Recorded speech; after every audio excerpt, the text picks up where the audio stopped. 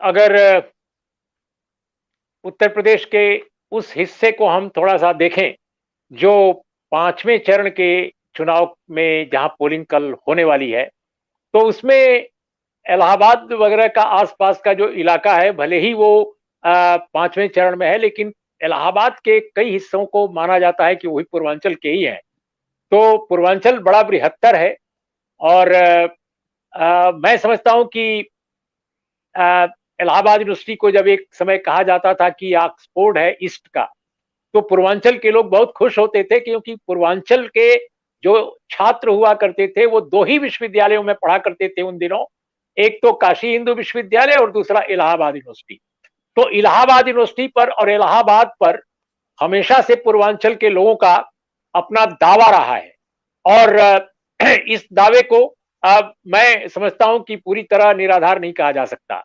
लेकिन फिर भी चूंकि आप बात कर रही हैं छठे सातवें चरण के बारे में पूछ रही हैं, तो मैं आपको बताऊं कि जो मेरा अपना आकलन है, हालांकि दुर्भाग्यवश मैं अपने इलाके में नहीं जा सका इस बार। देखिए, अगर चांस लगा तो जा भी सकता हूं, लेकिन मेरी प्रतिदिन प्रतिदिन वहां के लोगों से बातचीत होती रहती है।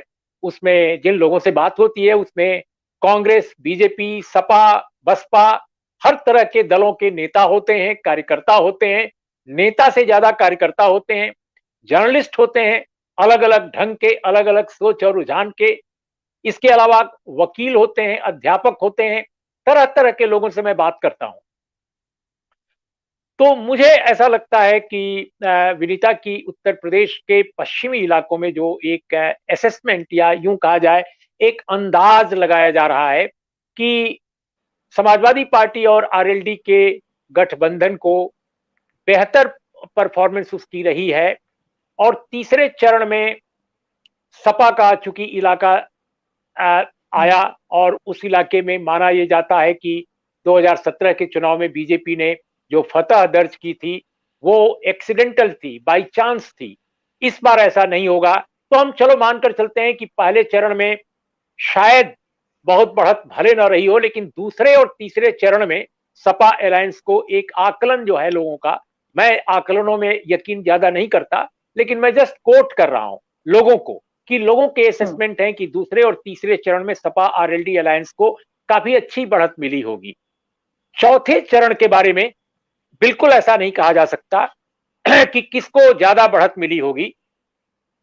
ये कहा जा सकता है कि या तो 50-50 पर छूटा हो, या हो सकता है कि भाजपा गठबंधन थोड़ा आगे रहा हो, या हो सकता है सपा गठबंधन आगे निकल गया हो। अर्थमेटिक तो चुनाव में नहीं चलता, खासकर जब तक कि आप बहुत साइंटिफिक ढंग से कोई सर्वे ना कराए हो। और मेरे जैसा जर्नलिस्ट तो साइंटिफिक ढंग से सर्वे का दावा करने वाले जो लोग होते थे उन पर भी बिल्कुल आंख मूंद कर यकीन नहीं करता था, जिन दिनों में टेलीविजन चैनलों पर जाया करता था।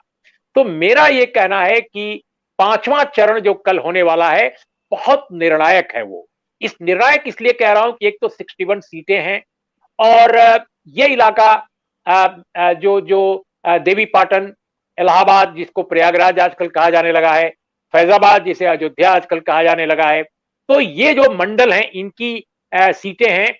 और इसमें मैं आपको बताऊं, पहले वाले इलाके को लोग बोलते थे गन्ना इलाका, गन्ना किसानों का इलाका। दूसरे को लोगों ने कहना शुरू किया पोटैटो इलाका, यानी तीसरे दूसरे तीसरे को। बिल्कुल। लेकिन इसको बहुत सारे लोग कहते हैं, कोई अवध का इलाका बीच में बोलता था चौथे चरण को। मैं कहता हूं कि ये जो पांचवा इलाका है ये फ्यूडल डोमिनेंस का इलाका है। और आप हमसे जुड़े रहने के लिए सब्सक्राइब करें YouTube पर, फॉलो करें ट्विटर पर और लाइक करें Facebook पर। और ज्यादा जानकारी के लिए आपको टाइप करना होगा सिर्फ न्यूज नशा।